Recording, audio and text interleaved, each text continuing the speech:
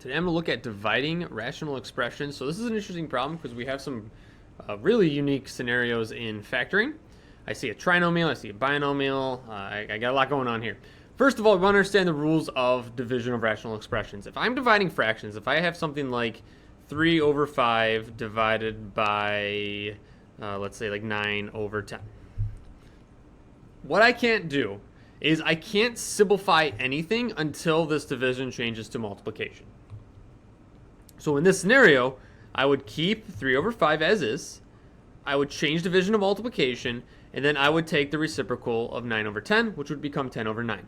This is the exact same thing when we are dividing rational expressions. Same exact rules apply, so we have to do the exact same thing.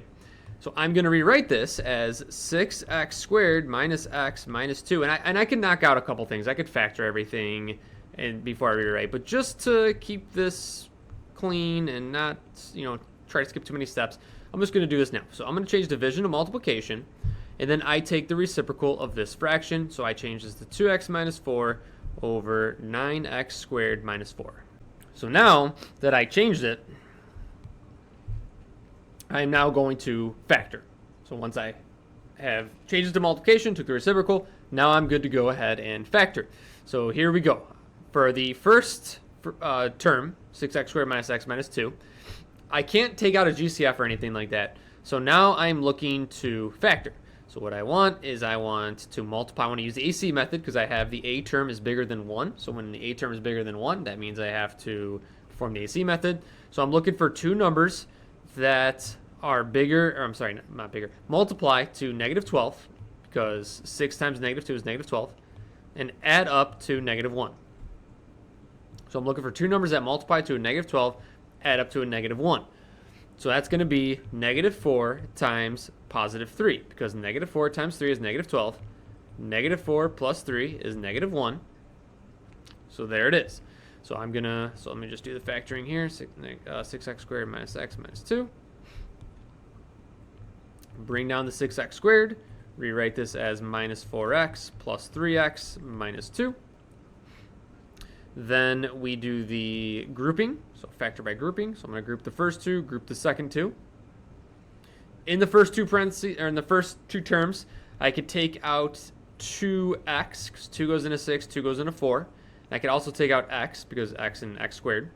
When I take out a GCF of 2x, I divide each term by 2x. So this is going to become 3x minus 2, because 6 divided by 2 is 3, x squared divided by x is x, 4 divided by 2 is 2, x is canceled. In the second set of parentheses, I have 3x minus 2.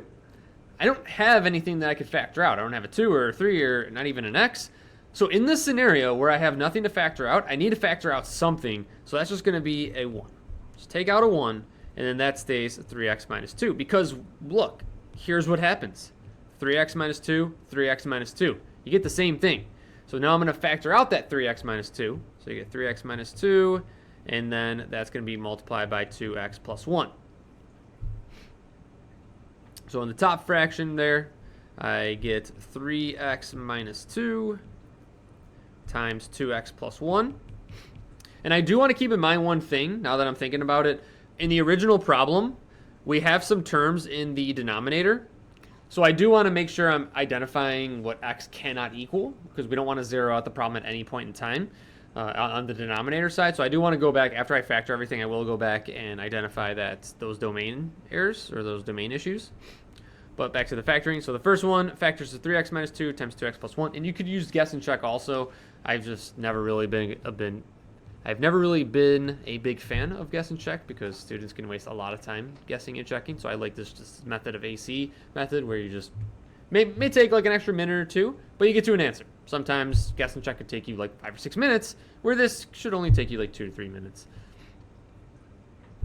Second fraction, or not the second fraction, the denominator of the first fraction, x squared plus 3x minus 10.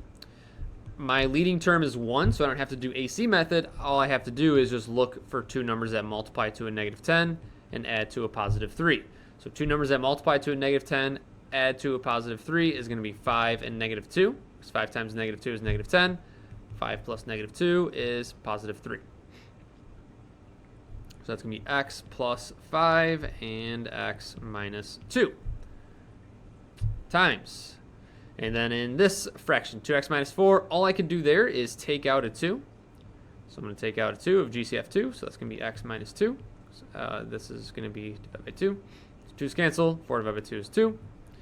And then the denominator of that fraction, for right now, because I changed the multiplication, 9x squared minus 4. I don't have a GCF that I could take out, but this is a difference of 2 squares. Difference of 2 squares because 9x squared is 3x, right? Because 3x squared is 9x squared. So that is going to be 3x. And since it's the difference of 2 squares, it's going to be plus and minus, or minus and plus, it doesn't matter. And then 4 is going to be 2. 2 times 2 is 4. So there is everything factored. Now let's go ahead and just make those domain restrictions. Going back to the original, this fraction, in this first fraction, the denominator was that. What did that factor to? That factored to x plus 5 and x minus 2. So x cannot equal negative 5, and x cannot equal positive 2, because that would zero this out. We can never have 0 in the denominator. Negative 5 plus 5 is 0. 2 minus 2 is 0. Also, in the original, I had 2x minus 4 in the denominator here. What does that factor to? That factors to 2 times x minus 2. We already decided that x cannot equal 2 right there. So I'm not going to rewrite it again because that would zero that out. But now we also have to identify what could zero out this new scenario. So we have to identify quite a couple of x values that would cause some issues in our domain. So let's set 3x minus 2 equal to 0. I'm going to get a little close to my camera. And 3x plus 2 equal to 0. So that's going to be adding to 3x equals 2 divided by 3. So x equals, 2/3.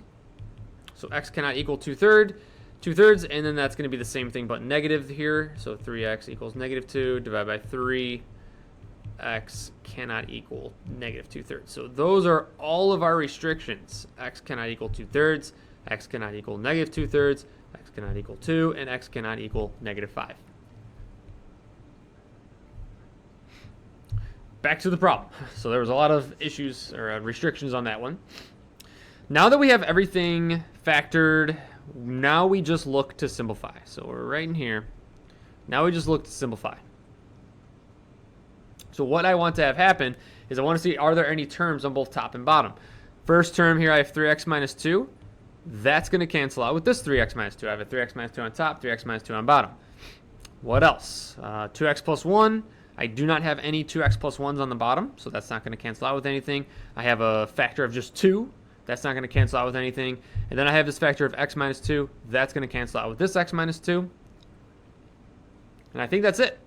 So I'd be left with 2 times 2x plus 1 divided by x plus 5 times 3x plus 2. So there would be our answer. And then we keep in mind these domain restrictions. Like if you were doing an actual problem, like on an exam or something, you would then write down all of these x cannot equal but we already wrote them down over there, so I won't write them down again. But that's how you go about doing this. So the key here is a lot of factoring practice. That's where students struggle the most with these types of problems or these scenarios, is because they're not a factor. That's usually the biggest issue that I see with simplifying rational expressions, is just the lack of factoring. So if you are struggling with this, it's probably because you're struggling with factoring. So practice factoring, get better at that, and you'll get better at this.